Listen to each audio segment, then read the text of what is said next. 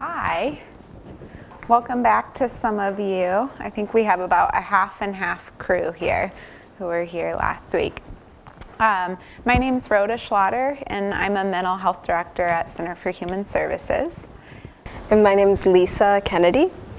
I'm glad to be back as well. And I'm a child and family therapist who works at Center for Human Services in the schools. Yeah. So we at Center for Human Services do therapy and substance abuse treatment, as well as some family support within our communities. We started in Shoreline and in the last 5 years have grown up here. And a lot of what we do here in this area is therapy in the schools, so the kids don't have to, getting to a therapy appointment or substance abuse treatment appointment is challenging. They can do it within the school. So our focus primarily is working with families and individuals and really relying on the family and children's strengths within themselves to help in their treatment. So that's a little bit about CHS. So we're going to review a little bit of last week, what we chatted about, and we're going to move into some self-harm, learning about self-harm, the differences between that and suicide, and then talk a little bit about suicide. And lastly, we'll end with what do we do? How do we work with our kids who are struggling with these issues? And Lisa's going to recap last week. All right. So thank you for those who came back. It's good to see you again. And so last week we were focusing on depression. We were talking about what it is, what it looks like for children and teens, and how it might be different than it appears in adults. And so some of the basic things are things that all of us might think of, like persistent sadness, excessive moodiness. It can also look like a lot of irritation. There doesn't have to be sadness at all. It can actually just be a sort of real irritability. It can also look like disturbances in a child's sleep pattern or in their diet. It can look like withdrawal and isolating from everyone, from family, and also from friends. And it can also look like if your child or a child used to love to do, whatever it is, biking, and then they never want to go out on their bike. They just feel like lying around. It's when those experiences that used to be pleasurable, they're just not really interested anymore. If those kind of symptoms are going on for 2 weeks, every day of 2 weeks, then that's a time when you really want to be concerned and kind of look into, okay, what's going on? Talk to your child. Are you feeling down? How are you doing? What's going on? And so in terms of depression, those are some of them. There's a lot of symptoms you can have, but those are some of the major ones. Did you want to add any? No, I think that's good. Okay. And then where it comes from is, you're going to see a slide later on, because where it comes from is also when we talk about suicide and when we talk about self-harm, some of the places or reasons that arises for a child or a teen are the same reasons why depression might arise. And so a lot of that can have to do with genetics. So if there is a family history, it does not necessarily mean it's going to be passed down at all, but it can be. That would be something that we would look at. Also, it could be something having to do with trauma. So if a child experienced a kind of a trauma or several, that can contribute to depression. Stress. If you have toxic stress, so that's a stress that is ongoing without the support of an adult that can be there frequently, that's going to actually be difficult. And that might actually end up looking like depression at some point for a child. Also, substance abuse is another main co-occurring situation that can end up coming after depression hits or leading into depression, but they are oftentimes paired. So that's a very brief summary of kind of what depression is and where it comes from. With that super brief summary, does anyone have any particular questions? Okay. So parenting children and adolescents with depression. I will say that we will cover this in some ways in more depth a little bit later, because we're going to be talking about suicide and we're going to be talking about self-harm. But I will say that the primary thing that any parent should think of when they think of how can I be there for my child? What can I do? The primary thing is to say, okay, am I spending time regularly with my kid where I am connecting with them on their terms? We'll talk more about that a little bit later on, but that's always a number one. Additionally, number one, just talk to them about their feelings. If you notice something, talking to them about it is not going to put them in more risk. So you can just ask them, oh, I noticed you seem like you're a little blue lately. Is anything up? Or, how are you doing? So those are the basics of last week. And I hate to go through so fast, but I know we have a short time. Rhoda, is there anything big from last week that I missed? That was good. Okay. Yeah. So for those of you who were here last week, are there points that you remember hearing that kind of stuck with you through the week, or things that stood out for you?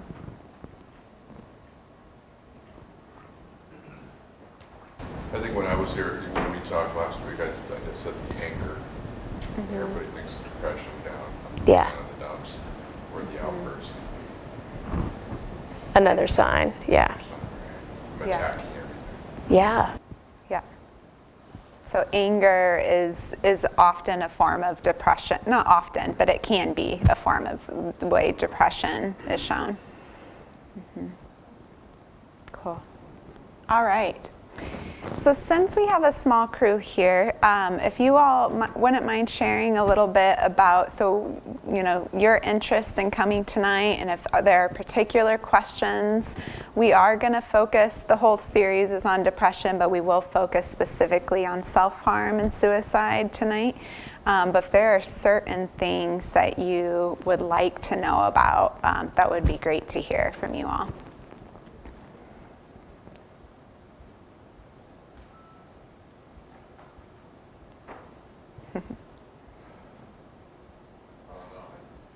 With all the stuff you read in the news about, stuff happening on like Facebook or people doing something and then going off and doing it. Yeah. Are they really being kidding? Yeah. So there's a lot in social media where people are talking about it. So I had a friend Yeah. that committed suicide, but I was supposed to see him on a weekend. He was in Minnesota, and I was going to go fly out to see him for Memorial Day weekend.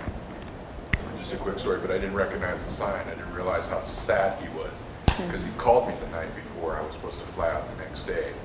I could tell you've been drinking, but I told him, I said, I'm going to be out there tomorrow. I look forward to see you. We'll have a good time and relax. And when I got there, he wasn't there. I didn't know where he was. It was the apartment manager told me that he had passed away. So he drove off somewhere and stuck a hose in his car. Wow. So I didn't recognize the sign, though. I didn't know what it was. Sure. Yeah, and I think that's an important part of, like, sometimes it feels like, how would we have known, And there are some signs that a lot of people will exhibit. Right, because he was saying, how much I love you, man, and you've been a great friend. Yeah. And I was like, just relax, yeah. I'll be there tomorrow, yeah. So, Thanks for sharing that. And suicide is so impactful for many people around the person. So I see it as them putting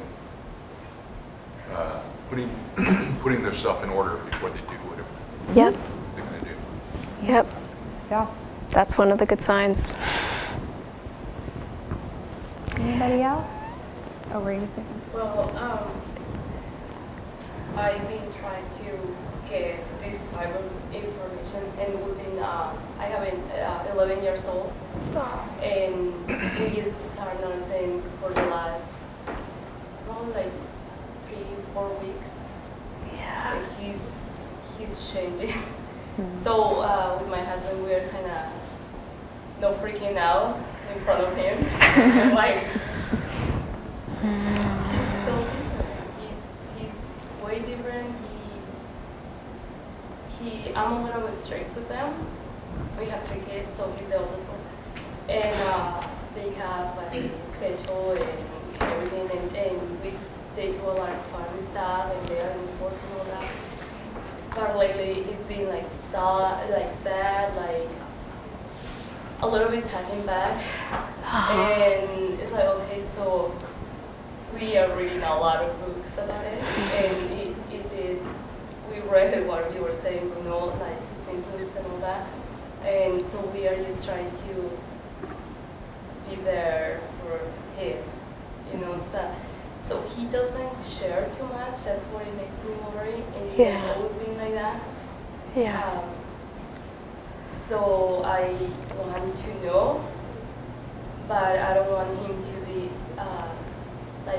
like to push me away or to don't really share nothing. He tells me like important stuff that happen at school, like if he got in trouble but he doesn't care too much about other kids unless it's his best friend that his best friend got in trouble or something. That is when he shares, which I like it because but on the other side it's like, okay, he's very quiet, so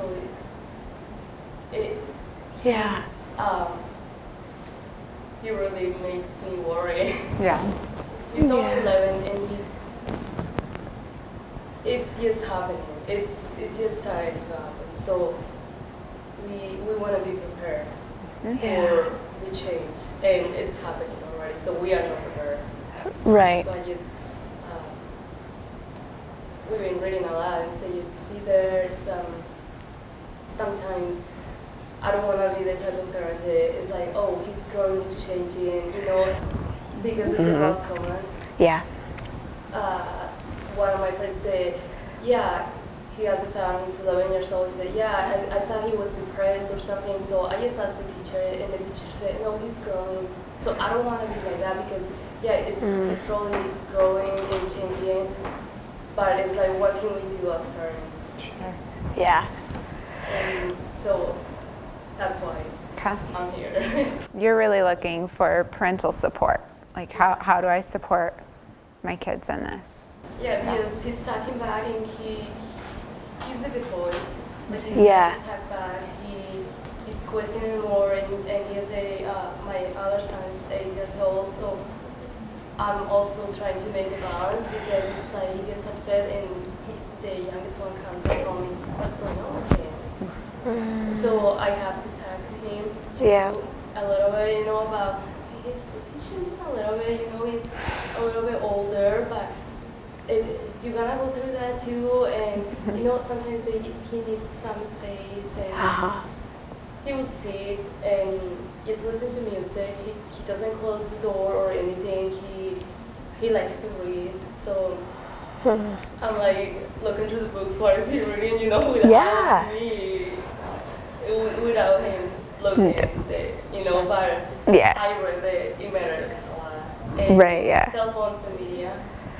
That's the main concern. thing. So because he has no cell phone, and every kid in his class has a cell phone, and he doesn't like to be different. So that has been a problem. That's hard. Yeah. It's like, okay, it's how I'm raising you. I'm sorry, but it's so hard. Yes. With cell phones and Wow. and all that stuff. Yeah. Okay. So you have an 11-year-old. What other ages do we have? Do we have? He's 11, my son. He's 11 as well. Okay. Any teens? 14-year-old. Okay. Okay. And elementary? 10 and 4. Okay. That's helpful to know. Okay.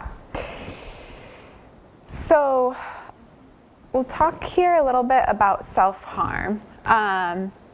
So common forms of self-harm is cutting, head banging or hitting, and burning. So those are some of our primary ways. And for our little ones, what you'll see is really the head banging is what starts, that's when you should be concerning. Sometimes it's running away. So more risky kind of behaviors is what we can categorize for younger ones as far as self-harm. In our teens, the other kinds of forms, though I wouldn't put it past the younger ones for this to also show up in this way, is excessive scratching, punching oneself or objects, and then drinking something harmful like bleach. So what you'll see is that people who are really starting to self-harm will use different approaches, and it can kind of start off small if it's using a pencil at school to scratch their arm, or a paper clip, and then you can see sometimes it starts to grow.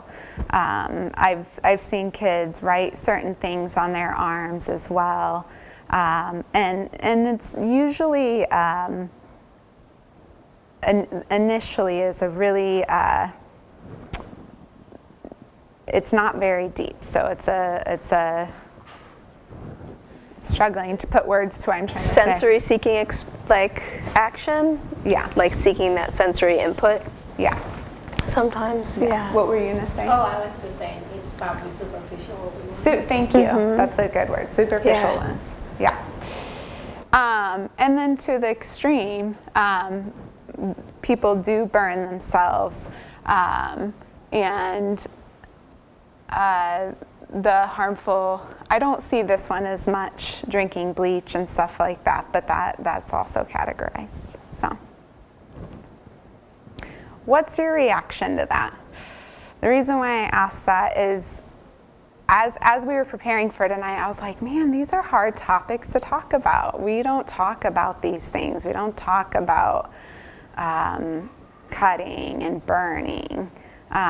So I find myself, even I'm a therapist, this is my field, but I find myself having a reaction. So I was wondering about you all. Making you talk a lot. Scary, I mean, especially with the drinking stuff. Uh-huh, it's scary. Yeah. Well, hopefully my child will not, is not into this. We came into this because I know sometimes she's stressing out because of homework. There's a lot of homework in high school. Yeah. And so we said, don't use your cell phone. Don't do your cell phone when you're doing your homework. Mm-hmm. And then there was one time that she was like, just leave me alone for now, Mom. I'm just going to do my homework. And she closes the door. And she's never done that before, so I'm kind of worried. So I thought maybe she's really getting stressed because there's too much homework and there's so little time to do it. And so I thought, this might help, but I think the subject for tonight, I think, is a little extreme for me. Okay. You're not seeing that, yeah. Hopefully I won't. Yeah. Yeah. And her older sister has a half-sister who was married to a gentleman, and they had 4 children, and he committed suicide a couple of years ago, and he was really harsh on the youngest son. Just, don't you cry, don't ever let me see you cry. I mean, he was just beyond harsh. And really harsh mainly with him, and they had 3 other girls, but he was the only boy, and he was just boy, my ex tried so many times to intervene with, help and stuff, and he just went off the deep end and wouldn't let her see the kids and all this stuff for the longest time. And then they called and asked me to go to the beach because she was going to bring the kids clothing and food and stuff for them. And she was worried about my oldest daughter, wanted me to be there with them when they brought that. And I could just sense it in him that something was really Did you? Because I didn't see anything. totally. I was worried that he might have a gun on him or something. Seriously, I was just ready to die. I wouldn't leave myself a body length away from him. If I saw him anything come out from anywhere, I was gonna take them out. I mean, just, you know. I And- thought he was acting normal. No, not at all. And then we said, come on, Josh, we're gonna buy you and the kids some dinner down at Muckfield Beach, and he was just really distant, and you know, I almost could see him kind of crying. And then when we were in there getting some food, we walked down to the other hotel there, and then he came back, and I still couldn't take my eyes off him because I just didn't trust his feelings or what he was going to do. And I just knew it was something was going on. And the next day, my oldest daughter calls me and says, Dad, guess what? Before she even say his name or anything, I said, what, Josh killed himself or something like that. She was, how did you know? I said, I could feel it, I could sense it. Yeah. And he did. He went into the garage and closed the garage door and left the car open until it took his life. And Michael, the oldest son, found his dad. And I was more worried about Michael, but he would not go see counseling, nothing. He wouldn't, you know, we thought it'd be really good for him to do that. He wouldn't do it. His mom wanted him to do it. And then my youngest daughter, her best friend is one of their daughters too. And she had some breakout issues and with anger and stuff, and you know, it was tough, you know, it was their But dad. she did go to counseling. the girl. She did, you know, Harley did. And then the two youngest were just so young, they didn't know, and they just realized their dad wasn't around anymore. But I know it affected them a little bit. Right. But they're pulling out of it, but yeah, it is. It's a sad thing. It's something to really watch for. I wish I had seen it. Yeah, oh, I saw it right off. Yeah. With the self-harming stuff, I mean, I've seen guys, like when I was in the service, when we were overseas, some guys, you know, they're young, 18, 19, 20, that's about our ages, right? Using forks, kind of scratch on themselves for a while. Or, Yeah. you know, we have our knives that we went out and killed. So that's included in self-harm. Yep. Definitely. Just to kind of distract themselves, I guess. Yeah. Yeah. Yeah, it can serve a lot of purposes. Here's a few stats on self-harm. It occurs in approximately as many as 4% of adults in the U.S. In approximately 15% of adolescents, they report self-injury. That's a lot. I don't know the ratio of how many out of 5 or whatever, but 15% of our adolescents.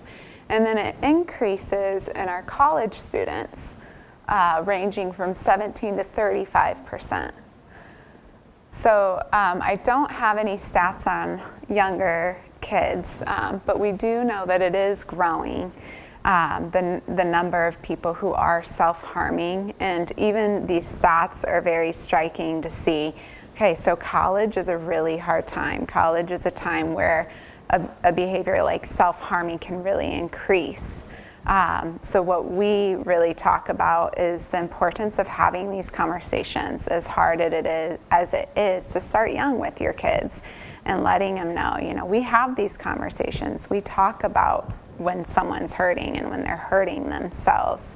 And that can really go a long way. What is defined as adolescence? What's that age range? Oh, good question. 13 to 18.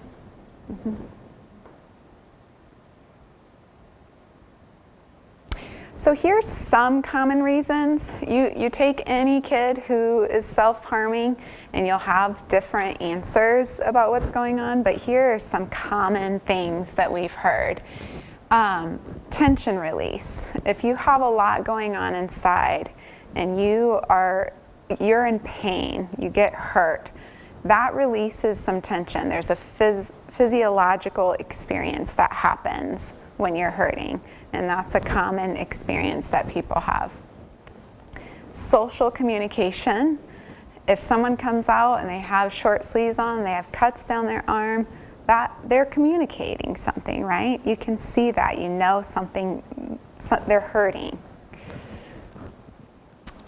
Reenacting trauma, people who have experienced a lot of pain, that's what they know. Recreate that. Pain sinking. pain, sinking, I can't quite say that. I want to put an N in there, seeking. To be able to feel their pain. Sometimes there's so much emotion. This is one of the most common ones I hear, that to actually be able to feel something because they're not feeling, and they want to be able to feel something. And that's a common thing in depression that we see is kids go numb. People go numb who experience that. Resolving an interpersonal problem or an intrapersonal problem. If you're having an argument with your parent, they're mad at you and they slam the door and it's a distraction. They go somewhere else. Some kids talk about boredom, and it's something to do. And that it brings a positive feeling state. So again, that physiological experience when you've been you're hurting, it eventually feels good. I'm not describing that well. Do you have a better way of saying that? Brings a positive. So many of the other ones, like the first one, tension release, it brings relief, and so that's creating what was emotional pain and relieving it, so that you don't have to feel whatever that crisis was that you were feeling anymore. You're just feeling this one discrete thing, and you're able to put a Band-Aid over it, and yeah. Do the endorphins play a role in that at all? Because I know some people, when you hurt yourself, your body releases natural painkillers. Yes. Thank you. Yeah, that's what we're going for. So it's a natural, the endorphins have a natural reaction. Yeah. So this was one of our slides last week. Just wanted to go back to it because, again, there can be so many reasons for why people are cutting. It can be mental illness, it can be depression, anxiety, and bipolar. Those are the common diagnoses that we find with people who cut, but it doesn't necessarily mean they have a mental illness. Stress, a lot of those examples that we listed in there was relationships that they're having. They're having tension in a relationship, or something big happened at school and they need a sense of relief or distraction.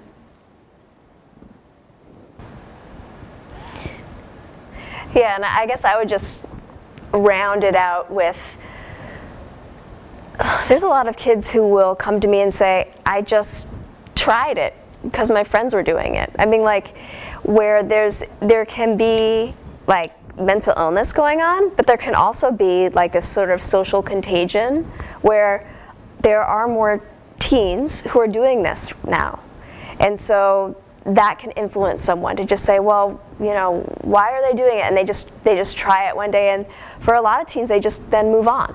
It doesn't develop into anything significant. So with self-harm, it really spans the range. That's why when Rhoda said it's complicated reasons, and you can't always identify what experience they're trying to go after, it's pretty unique with different kids. Yeah, that's a really important point, especially someone mentioned social media.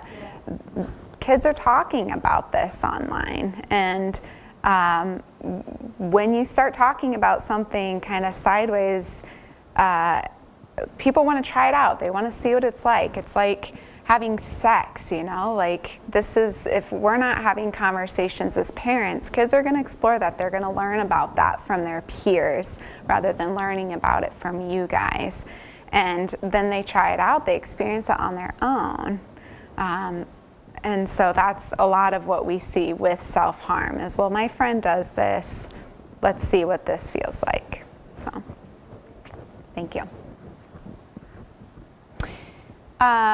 So really important to kind of identify self-harm versus suicide, and we're not talking about the same thing.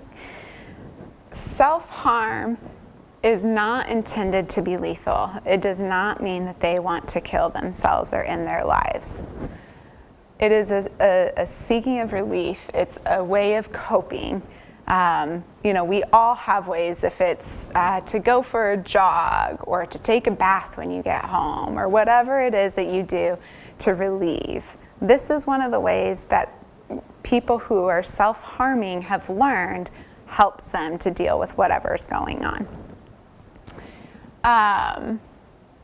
That being said, I think it's also really important to note that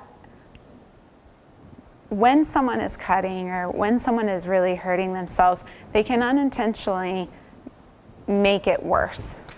There are people who have been cutting and they were not intentionally trying to end their lives, but it got deeper than they expected, something went wrong, and they can end their lives accidentally, but they weren't suicidal. Does that make sense? Okay. Getting an infection or something. Seeking attention. It can be. Well, I was just going to say, yeah, getting an infection or, Causing getting an infection. yeah, cutting too deep. We were doing the hair gel thing for a while. Oh. The kids were putting like hair gel or hairspray on themselves and like Lighting it on fire. Yeah. Oh, okay. kids were Yeah. getting like Burned. second-degree burns. Wow. Not too far. Okay. Yep. Yeah.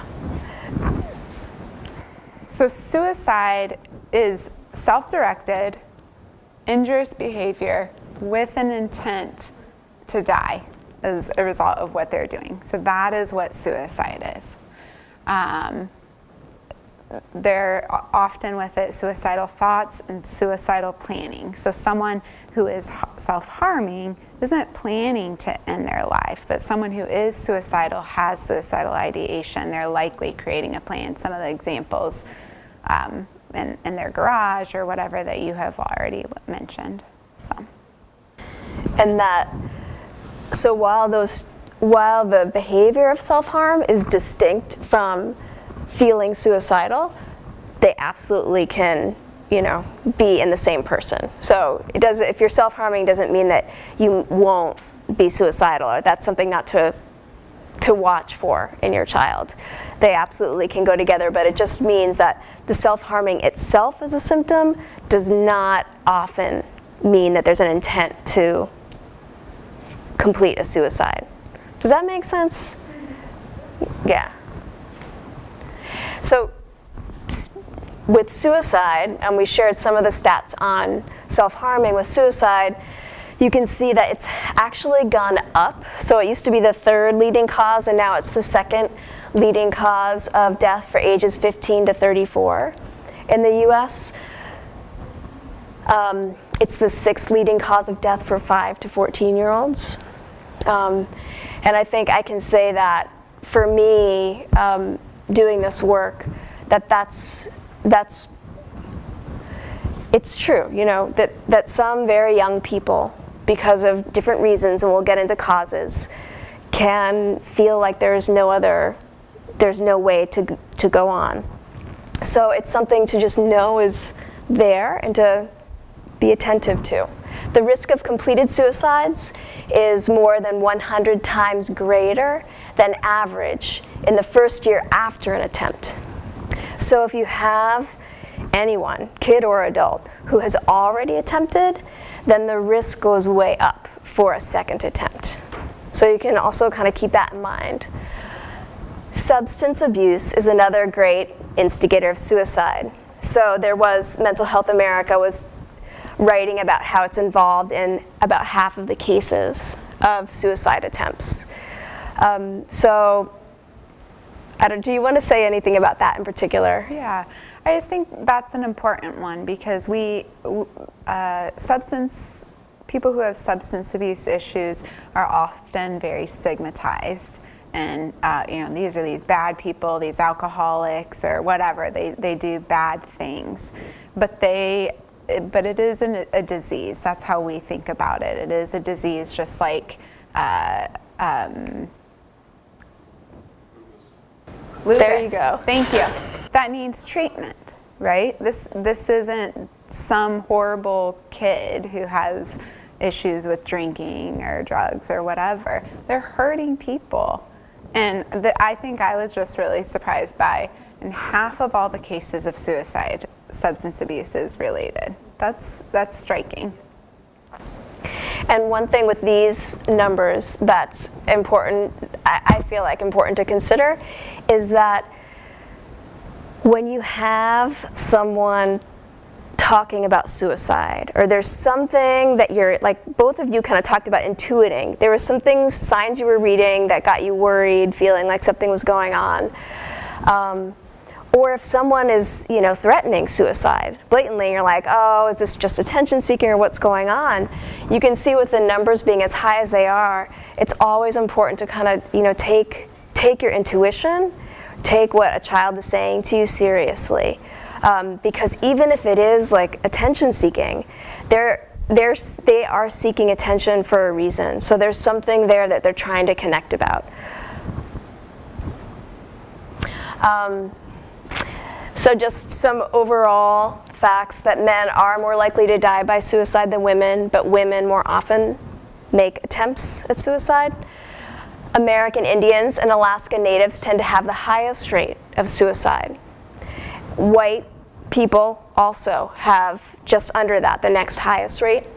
African Americans tend to have the lowest suicide rate, and Hispanics tend to have the second lowest rate. So it's also something to consider, culturally, how, I don't know, I mean, that's one that I ponder a lot, and I don't even know what conclusions always to draw, but it's good to know. It does, but it spans across all identities. We talked about Native American people, and then also as being particularly at risk. Also very, very at risk right now are LGBT people, so lesbian, gay, bisexual youth have much higher rates of suicide attempts. 4 to 6 times more likely to result in injury, poisoning, or overdose. So you just seeing that statistic, you can infer from that there are some more intense stressors on children who are navigating a sexual identity that is not the most dominant sexual identity. The national study, we included that statistic as well because 40% of transgender adults reported having made a suicide attempt. And that's mostly before the age of 25. So if your child or your child's friend or another youth is struggling with gender identity or identifies as trans, then you can know there are immense stressors on that child, and that always bolster the community around these folks so that the avenues of communication are open. We're looking at least almost half of our transgender folks are experiencing suicidal thoughts, so that's a high amount. Yeah. So in terms of causes of suicidal ideation, having that arise for you, bullying, you all talked about social media and cell phones. That's a big deal these days, and the access that bullies might have to bullying has really exponentially opened up. So that's hard, and knowing that, this is more of a reason to, as much as possible, keep those avenues of communication open with your child so that they can talk to you about what's feeling stressful. And we'll get more to what parents can do, but I just immediately, it can be very hard with the bullying that goes on online, as well as in person, in school, and in the community. Abuse also is a reason that suicide can arise. Past trauma that was unresolved can always come back up. Sometimes you might have a past trauma, it was sexual abuse when a child was younger, or it was the death of someone in their family that they really loved. It was leaving a country, moving to a new country. That is it's an opportunity. It's a kind of trauma as well, losing your home country. All of those past traumas, you can kind of be doing fine for a while, and then you hit a developmental milestone like puberty, or people starting to date, or applying for college. And these developmental milestones can kind of rock you. Some kids just move through them, but other kids, they have a past trauma, they don't have maybe enough coping skills, and they're at risk. Mental health disorder, so depression, bipolar disorder, schizophrenia in youth, those are all significantly contribute. Anxiety and depression, particularly when they're combined. So if you have a child who's suffering with both of them, that puts them at a higher risk. Lack of supports, emotional, physical, etc. So last week we talked about toxic stress and how toxic stress is kind of stressors that come at you regularly when you don't have an adult who is supporting you. No one is really in your corner, everyone's kind of absent. So that kind of regular stress can actually be a foundation for developing more depression, developing suicidal ideation. Events in life, this I was kind of getting at, you have some developmental hurdles that people move through as they get older. Some kids, like I said, they just go through them, but for some folks, they just don't have the coping skills when the stressors hit around puberty, around dating, around applying for college, around trying to figure out your future and your career. I think another good example of that is like an athlete goes to college and they get a significant injury and they can't play the sport that they love. And that can spiral someone into suicidal thoughts. It's not that that they've been struggling with depression for a while and they're having these suicidal thoughts. It's an event that happened and they're spiraling quick. So there are many causes, but I just wanted to hit a couple myths about suicide. So one that is really important to me is that there's an understandable caution with parents about antidepressants. And so, this is a myth about suicide and a treatment for suicide. So there's a rightful caution about, well, I don't know if I want my kid on medication. What is that going to do to him or her? And, I've heard something about in some kids that antidepressants can actually cause suicide. And so I just wanted to bring it up because there was many great studies that looked at what are the effects of antidepressants, particularly SSRIs, on young people. And in those studies where they were looking at about over 4,000 kids who took the SSRIs, none of them completed a suicide in the entire study. And so the caution was around, once they were on the SSRIs, starting to think about suicide again, so having some suicidal ideation. And that is something to look out for if you're working with a child who's on an SSRI in those first 4 weeks.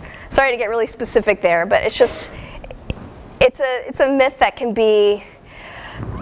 The use of antidepressants has saved so many lives, but the suicide rate has actually gone up since there was a warning that antidepressants can cause suicide in children. So a lot of families are avoiding using antidepressants when it could perhaps be helpful for that child. Talking about suicide increases the likelihood. So some parents might think, well, I don't want to say it to my kid because I don't want them to get mad at me and blame me, and then it just makes things worse and they get more suicidal. So talking about suicide, while that's always something that you want to be thoughtful about how you do that, it does not increase the likelihood of suicide. Communication, where you're really hearing the kid and finding out what's going on, is always going to be a way where you can offer them a chance to share what they're experiencing. And do you want to say anything else about that? No, I think you said it well. Okay. And then attention seeking, I kind of touched on where we got in the stats page, where it was like, because this is actually such a great risk, whenever there's a mention of suicide, to take it seriously.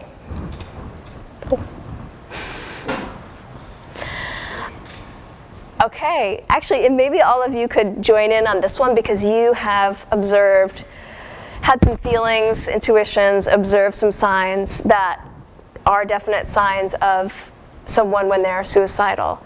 So one of them, you were talking about your friend kind of making his goodbyes, like saying, I really love you, that sort of thing. That's actually something to look for. If your child or your teen is kind of wrapping things up, oh, they're giving their toys away, they're giving their things that they used to love, they're saying, oh, I love you, Mom and Dad, they've been really sad for a long time, just different things. If you feel like there's something odd here, you're going to want to look for a lot of these things, not just one. If your child says, I love you, that's great. So another thing is the isolation. You were talking about your friend just kind of isolating, going off. So when a child is isolating, it's just something, doesn't mean it in itself means that they're suicidal or even depressed, but it's one thing to really look at, and pay attention to, and try to just then pay attention to that connection that you have with them. Another thing, risk-taking behavior. So if you just notice, it's like they're riding their bike like they didn't used to be reckless, but they're just riding their bike like they could care less whether they fall and crash, or they're not paying attention to traffic as much, they're kind of in a daze. This can be a sort of like underlying feeling of suicide.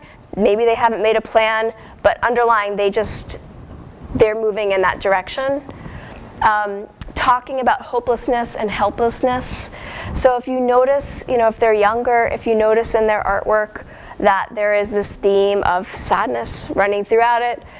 You were talking about the books your son reads, like looking at what are the themes that child is like really gravitating to. What's on their Instagram and Snapchat, like what are those pictures that they're putting up? Is it always about like the sad, lonely individual, who like that, like just looking at those narratives. Change in personality. Sounds like you were talking a little bit about noticing that change. And that can be, just they become more isolated. It could be they become more explosive. The anger can really come out. Another change that I want to mention is that sometimes when someone is depressed, they can be they can appear very sad and very numb.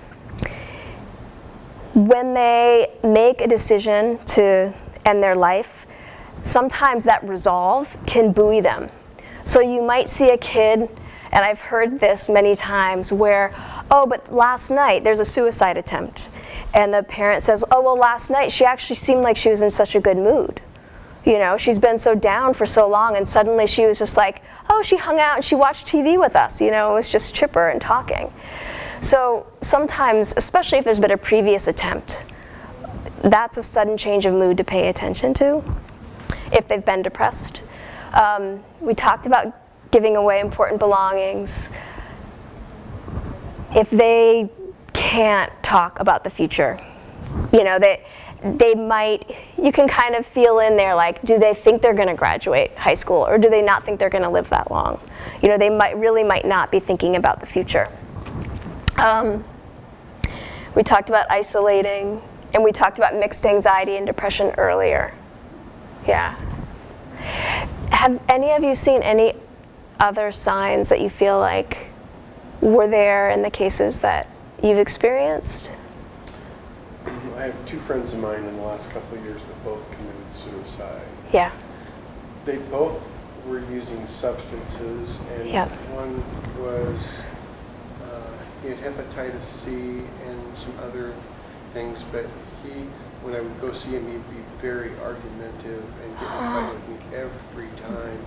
And then he'd be, I'm sorry, Scott, and just, and, this went on and on and on. And then I have another friend who had back issues with pain, and it was just driving him nuts. And he would share that, with us a little bit, but he was the last person, most coolest, great guy you'd ever think would take his life. And he went to drive his car into this lake and called his wife that he's only got a minute to talk before the water fills in the car, and he'd take enough medication, and he left his friends things that he wanted other people to have, and that was just really sad. And so I've seen, like, one guy was just great, never argumentative, just the nicest guy in the world, and he was the last guy you would have ever thought that would happen. Yeah. And then the other guy, this guy is, he needed help, but yeah, it was different. Very different between the two people. Yeah, and it sounds like the second friend, he wasn't able to share about the pain that he was actually in. He just told, he had back surgery and he was in pain and he was just tired of the medication and taking it for so long, and then just, I don't know, great wife and daughter, and all of a sudden you get a phone call and it was like, it just wasn't good. Yeah. And one thing that, not knowing, of course, those two individuals, I don't know what their cases would have been like, but suicide doesn't always mean that the person was depressed. So a person can become suicidal, start thinking about suicide without any mental illness or depression. It's just those big events that happen, like you were talking about the athlete who suddenly realizes they're not going to be able to do the sport that they're a part of. The big event can be such a shock, they can't do it. And I think it highlights too that we don't always know who's struggling with these kinds of things. And so the importance of having these open conversations about, like, how are you doing? What are some of the thoughts? Like, are you thinking of hurting yourself? Those are so important, because in your gut, at least with a couple of the situations you talked about, you knew something wasn't quite right. And even with your son, I know he's not necessarily suicidal, but something's off. And to have those conversations, to initiate those conversations with your kids goes so far. And doing the work like you guys are doing tonight by coming here and reading and all those things that you do. So important. So we're going to show a short clip here. Do you want to go through the clip, or? Yeah, I think it's helpful. Okay. And I don't know if any of you have heard of Brené Brown. Anybody? Yes? Okay. So this is a clip on her about empathy. If any of you watch TED Talks, she's spoken a lot about it. She's awesome. But we're going to show a clip that she talks about empathy. Yeah, and I would just go into it. Sorry, I'm about to say all my thoughts about it before we even watch. Okay, I will say that this video, when we're thinking about how are we going to actually approach our child who's become distant from us, this video, it's an animation, it can kind of show a little bit about how can you be aware of everything going on for your kid and not intrusive? How can you be watching them but not be overprotective? And I feel like it's a really hard balance to strike. And so the video kind of gets a little bit at what does it mean to be with them? How can we be with our kids and still support them in a way where they're growing, they're individuating. I trust that, in the places where you can take care of this yourself, I trust you, but I'm still your mom, and I'm still your dad. And so I'm going to be right beside you, and I'm going to help you through the parts that are difficult. Okay. So the video's not going to work because they like to make sure our kids can't go on YouTube. We won't be able to say it as well as she says it, but it's Brené Brown. and she talks about how important it is to get down beside somebody with when they're in their dark hole, to not say, what's going on, and are you taking care of yourself, or blah, blah, blah, blah, blah, all those series of questions that we do, usually when we're kind of anxious or nervous to talk about something. But actually get down in the dark hole and say, I can tell you're really sad. I've been there before. This is a hard thing you're going through. Did you add anything else? No. The biggest thing about empathy too is we're all individuals, so we all deal with it differently. So you can't say I know exactly what you're feeling. Yeah. That right there was one of the hardest things for me to learn to not say. I Yeah. know exactly what you're feeling. Right. I feel a little different than you do. Yeah. I'm in the dark hole. For you, you bounced right back and you had no problems with it, right? Right. Yeah. Assuming we know how other people feel. Exactly. Yeah. Yeah.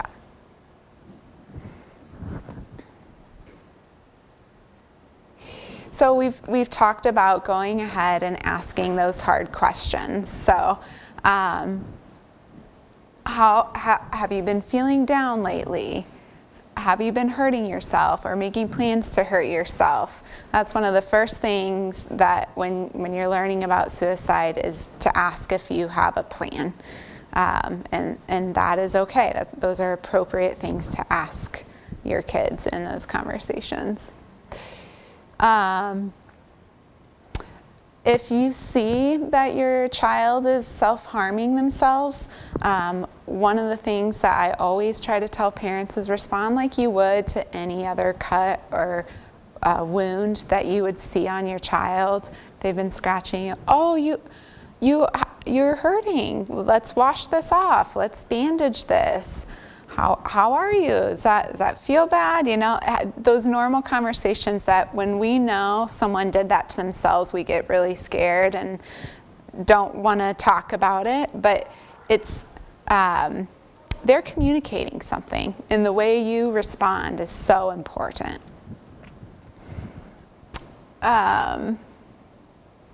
And remember, again, your child is reaching out for help. So really listening, taking these opportunities to listen, to support and address what is happening, to not ignore it and put it under the rug, but to have these conversations and get help. If I knew my child were self-harming, if they were having thoughts of suicide, I would immediately go get help. If it's, going to the doctor, if it's going to the counselor, these are not things for you to be dealing with on your own, unless you're super parent, which I probably won't be a super parent. But it is hard, and it doesn't mean that support needs to last forever, but that for this time, your job as a parent is to keep your kids safe, right? And as counselors, we really rely on you guys because we can't keep kids safe. We see them for an hour a week. So it's the wraparound supports that we provide our kids with you being on board and supporting them, but also making sure school, your medical, your mental health, that all those people are supporting and helping your child through what they're going through. Mm-hmm. Oh, and that's fine. Yeah, and I think there's so many reactions we can have that when our child is hurting him or herself, that it can, arouse fear, but then that fear can manifest in different ways. So for one parent, it can look like, feeling a lot of anger, For another parent, it can be like shut down, silence, I can't deal with this. For another parent, it could be over, well, why? Well, why did you do that? Well, what caused you to do that? Like really getting in there in a way because it's so uncomfortable that it's happened, if there was an incident of self-harm or something like that. And so I think for parents, it's like, getting the support, and this kind of relates to the next slide, or maybe 2 slides in, but getting the support you need for just the emotion of it, the emotion of being a parent, being responsible for this being in the world, you know, and all that that's become in you throughout the life of you with that child. And so then when there's this risk that comes up that you feel is out of your control, it does bring up like a lot. And so just, you know, find someplace, a friend that you can talk to about it, someone who's gone through the same thing, because it can be a lot, and you want to be able to take care of yourself too, so that then you can come to your child and be like, you know, like, how are you doing? You know, like, and just like, tell me what's been going on. And remember also, one thing that happens a lot, and we hear this a lot from adolescents, is like, yeah, we just always fight. It's just like fighting all the time, arguing, and it's like, well, see if, you know, if you notice like, wow, a lot of what the exchanges between me and my kid or kids is fighting. Okay, let's see if we can spend more time appreciating, you know, or whatever it is to just like tilt the scales so you change the dynamic a little bit. First, notice the dynamic, notice how you're feeling about it, and then see if you can tilt the dynamic a little bit more towards appreciating, joining them in the thing that they really are into, you know, and just listening, watching, asking questions, but not in a way where you're like, no, but this, and this doesn't, you know, don't take over, just listen. But really, it's important to look at that balance of like, how am I relating with my child? Am I telling them that, am I commenting on their A's and their B's, or am I just talking about their F's? You know, it's like that happens a lot. And that you'd be amazed like how many kids are like, and it doesn't mean that the parents aren't commenting on the A's, but a kid might feel like I only get attention because of the things I'm doing wrong. And so who actually knows what's going on in the family, remember that it's hard, and that to make sure that that attention is full. I think too, this is part of your point, but exploring their social media with them, because this is where we're seeing a lot of these hurting thoughts and self-harming thoughts being expressed, is it's coming out in social media. And so spending that time to talk about, well, what is Snapchat or whatever the latest social media stuff is, right? And knowing what they're doing. What are they writing on? What are these new blogs that kids are interacting on? And what kind of kids are they interacting with? Being involved in their world. Huh? And are they kids? And are they kids? Yeah, absolutely. Yeah, I think it's hard to understand because we didn't grow up at Yes. this time. And I Yeah. think it's hard to understand, but because I think it's harder now. Yeah. You know, back then we didn't have all Facebook and all that stuff. Yeah.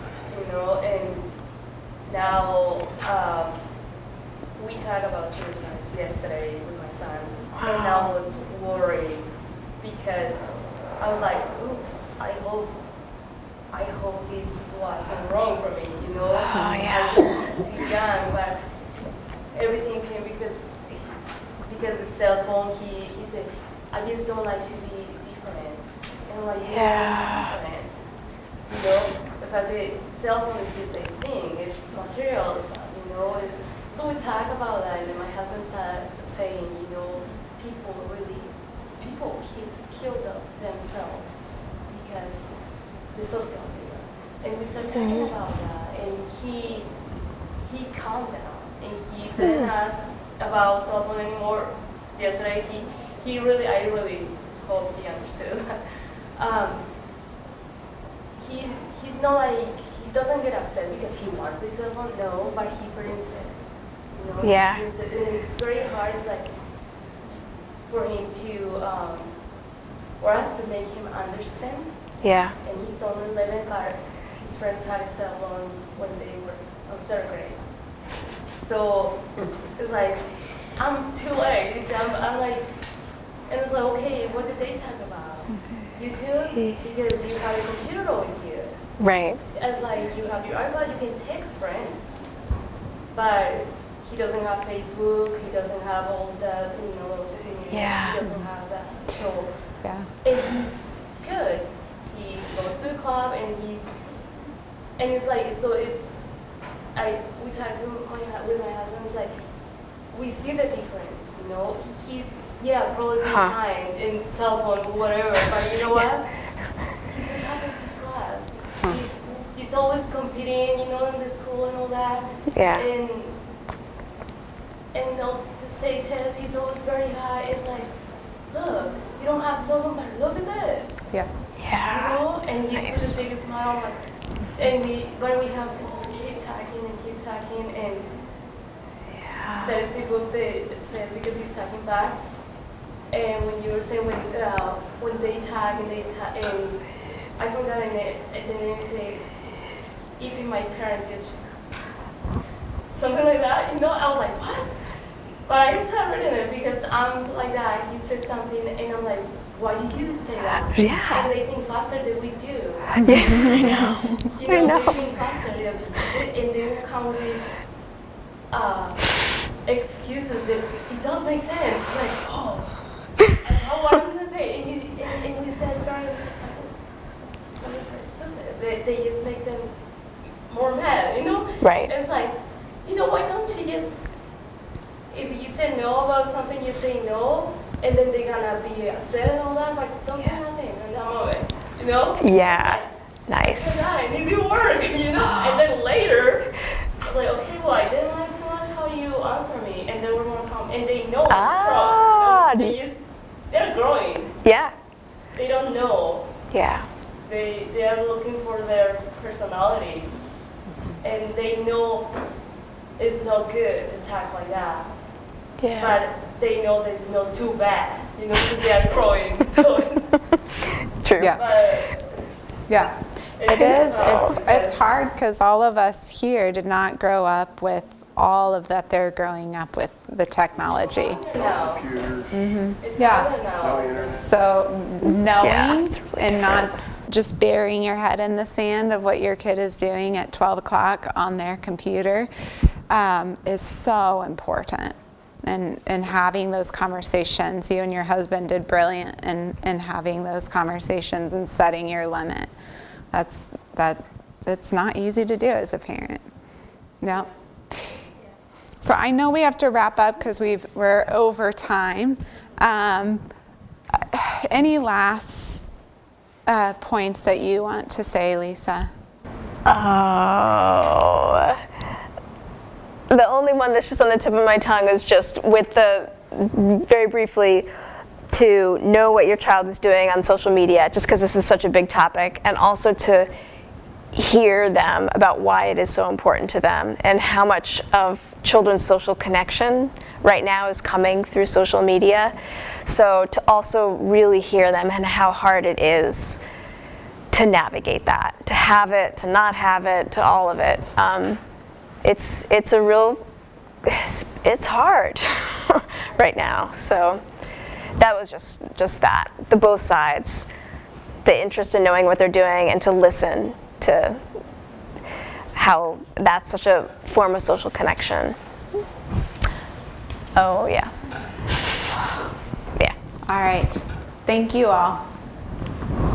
Yeah, thank you very much. So the last 10 minutes or so, what we like to do is go over resources in our school district. The reason we do this is we've noticed a lot of families are either not in secondary or don't know the resources available to them. And I've also given you an evaluation for the program tonight. If you could please fill that out. This is our second session of Strong Families. Our first session was in, I believe it was November, December, and that was on stress and anxiety. This one was more focused on depression and suicide. And our last one is going to be on May 8th and 15th. And those are based on adverse childhood experiences and being trauma informed, which means supporting our kids through incidents we have no control over. Sometimes we do, most of the time we don't. And so I really encourage you to tell your friends about it. Our goal is to partner with Verdict to make sure that we're addressing mental health issues here in our school district. As I mentioned last week, Snohomish County has the highest suicide rate for youth in the state. And so that is important to our community to make sure that we're helping our families have the tools necessary to support their students in their difficulties. So as I mentioned last week, I'll go over it more unless you need more support around it. We have our student support advocates, which are at every secondary school, including Scriber now. I forgot to put his name in this paper, I put it on a different paper.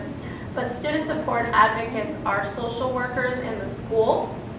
They are available to anyone, and they will hand walk families through the process of accessing mental health in the area. We also partner with CHS to provide counselors in our schools for families who might have difficulty pulling their child out during the school day, or who have higher co-pays needed. And so this is a resource that is readily available to any of you. And the paperwork with their information is on the back, as well as some more resources. I noticed you were all talking about internet and the digital age and not knowing and wanting to keep up. So I did want to let you know that Verdant has a session coming up called Screenagers, a free community screening about a movie on April 18th from 7 to 8:30 p.m. at the Verdant Wellness Center, which is right across from the Fred Meyer on 196. And it just is going to be, they're going to be April 18th, 7 to 8:30 p.m. It's for parents and youth 10 and older. There's no registration required, but you have the flyer with the phone number if you had any questions available to you on the back wall. I also want to make sure you know we have these little pamphlets called How to Access Children's Mental Health Services in Snohomish County. Snohomish County has invested in what they're calling a Children's Mental Health Liaison. And she's located at the county level, but she's also available to parents who are having a difficulty accessing services and would like someone to support them through that. So her email is available on here. And then lastly, we partner a lot with Cocoon House. Most people know them as the only shelter in our county that offers shelter for youth 13 to 18 without a parent. But they also do a lot of preventative services. And so this is their flyer with their preventative services. They offer parents a free 60-minute phone call to work with a mental health professional, whether it's you got in an argument with your child and you don't know what's going on, or maybe you're debating some of these signs and want to know how to support your student. You would be able to call and schedule that appointment with them for 60 minutes for free. And they also have some workshops they might refer you to. That is all for today. Please feel free to peruse the resources on the back of the page. There's resources for all different types of things. I try to put as much out there as possible. We have our immigration forum coming next Monday, the 27th. So if that's something you're interested or know someone who's interested, please pick up a flyer. Thank you so much for coming tonight.